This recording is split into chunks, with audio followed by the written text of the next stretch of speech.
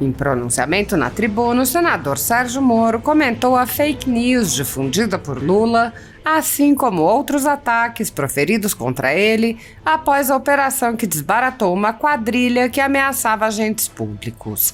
O senador elogiou a coragem da juíza federal, que prosseguiu com a investigação, embora o Ministério Público Federal tenha apontado que não haveria crime por parte da facção. O senador listou alguns dos ataques que sofreu, vindos de figuras como Lula e Gilmar Mendes. Moro disse: "Quero aqui também, e este já é um assunto um pouco mais desagradável, lamentar os ataques que tenho recebido verbais desde esse episódio, que vão desde a disseminação de fake news a respeito do episódio, sejam afirmações de que teria sido uma armação, sejam afirmações de que eu não seria alvo desse plano de sequestro e às vezes até de ofensas de outra natureza."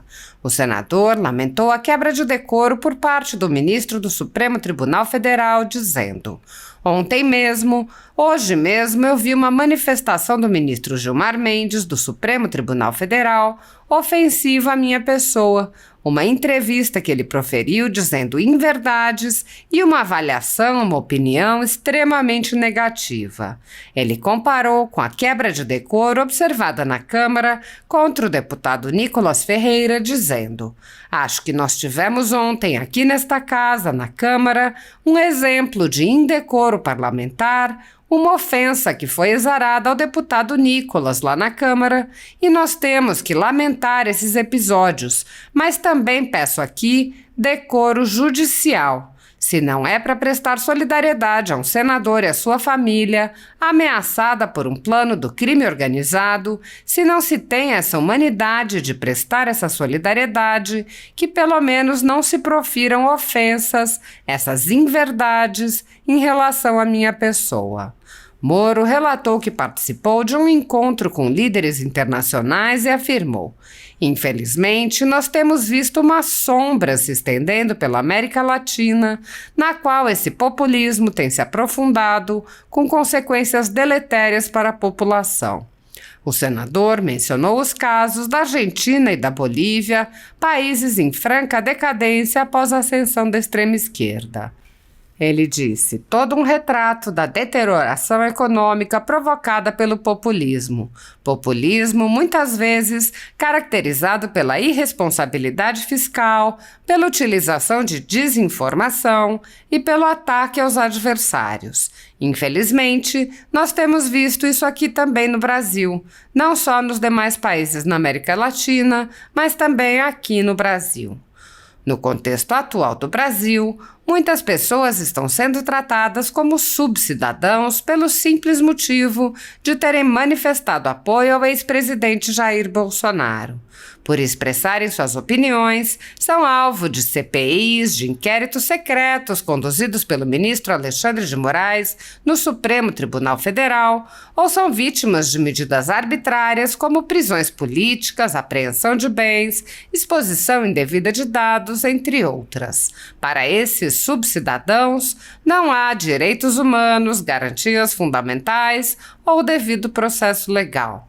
A renda da Folha Política, assim como de outros canais e sites conservadores, está sendo confiscada a mando do ex-corregedor do TSE, Luiz Felipe Salomão, com apoio e aplauso dos ministros Luiz Roberto Barroso, Alexandre de Moraes e Edson Fachin.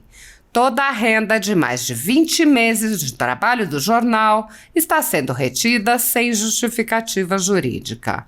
Se você apoia o trabalho da Folha Política e pode nos ajudar a continuar nosso trabalho, doe qualquer valor à empresa Raposo Fernandes através do Pix, usando o QR Code que está visível na tela ou com o código ajude@folhapolitica.org. Se preferir transferência ou depósito, a conta da empresa Raposo Fernandes está disponível na descrição deste vídeo e no comentário fixado no topo. Há 10 anos, a Folha Política vem mostrando os eventos da política brasileira e dando voz a pessoas que o cartel midiático quer manter invisíveis. Pix ajude@folhapolitica.org. Assista!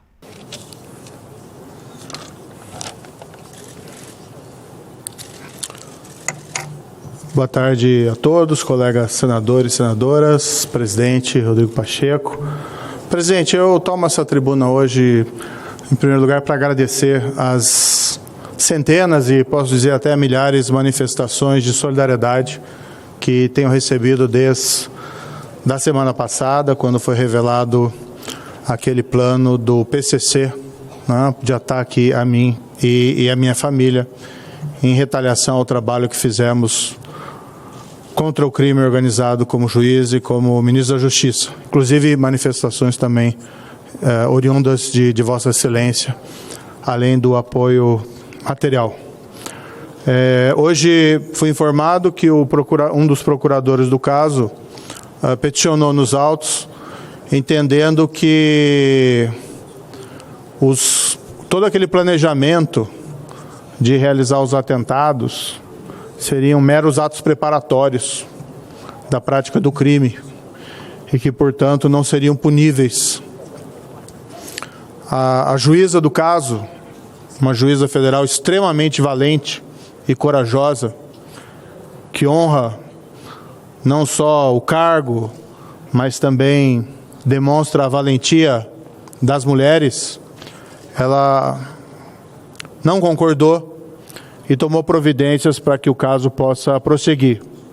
Mas essa postura do Procurador da República, embora nós a respeitemos, bem ilustra a necessidade da aprovação do projeto que apresentei, o projeto 1307, para que nós tenhamos, de maneira definitiva, a criminalização do planejamento de ataques pelo crime organizado, por grave ameaça ou violência, contra agentes da lei, policiais, juízes, promotores e outros, que se colocam na linha de frente do crime organizado. Eu quero aqui também, e esse já é um assunto um pouco mais desagradável, lamentar os ataques que tenho recebido, verbais, desde esse episódio, que vão desde a disseminação de fake news a respeito do episódio, sejam afirmações de que teria sido uma armação, sejam afirmações de que eu não seria alvo desse plano de sequestro, e às vezes até ofensas de outra natureza. Ontem mesmo, presidente, hoje mesmo vi uma manifestação do ministro Gilmar Mendes, do Supremo Tribunal Federal, ofensiva à minha pessoa, uma entrevista que ele proferiu, dizendo aí inverdades e uma avaliação, uma opinião extremamente negativa. Eu tenho grande respeito pelo Supremo Tribunal Federal, pautei a minha carreira, aliás, como juiz, sempre respeitando o Supremo Tribunal Federal, mas lamento esse tipo de ofensa. Acho que nós tivemos ontem aqui, nessa casa, na Câmara, um exemplo de indecoro parlamentar, uma ofensa que foi azarada ao deputado Nicolas, lá na Câmara, e nós temos que lamentar esses episódios, mas também peço aqui decoro judicial. Se não é para prestar, então, solidariedade a um senador e a sua família ameaçada por um plano do crime organizado, se não tem essa humanidade de prestar essa solidariedade, que pelo menos não profira ofensas e essas inverdades em relação à minha pessoa. Seguindo para o próximo tópico, presidente, eu estive esse final de semana em Buenos Aires,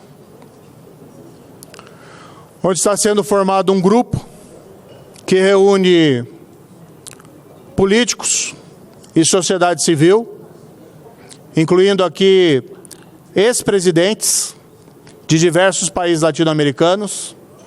Nós temos ali, por exemplo, Felipe Calderón, do México. Nós temos Maurício Macri, da Argentina.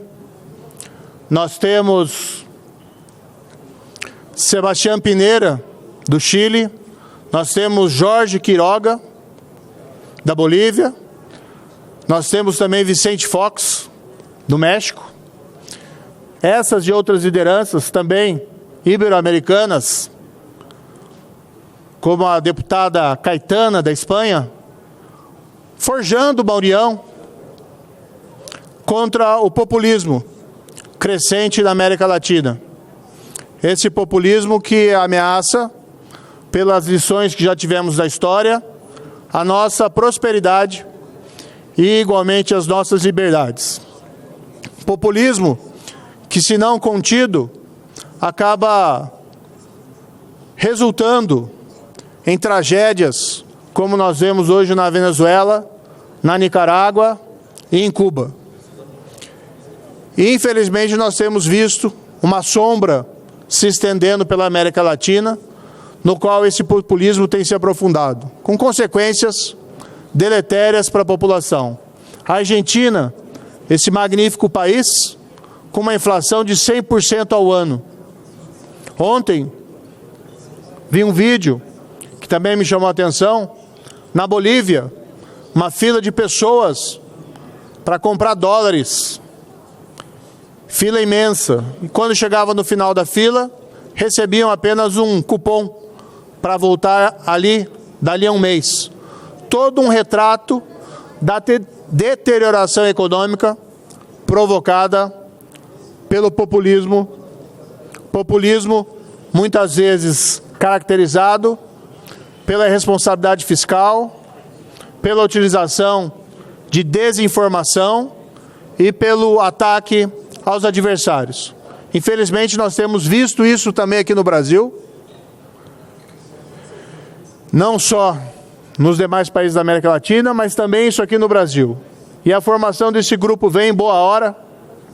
Espero oportunamente contar também com a participação de outros pares dessa casa, para que nós possamos fazer uma aliança latino-americana contra o crescimento do populismo dentro aqui do nosso continente. Senhor presidente,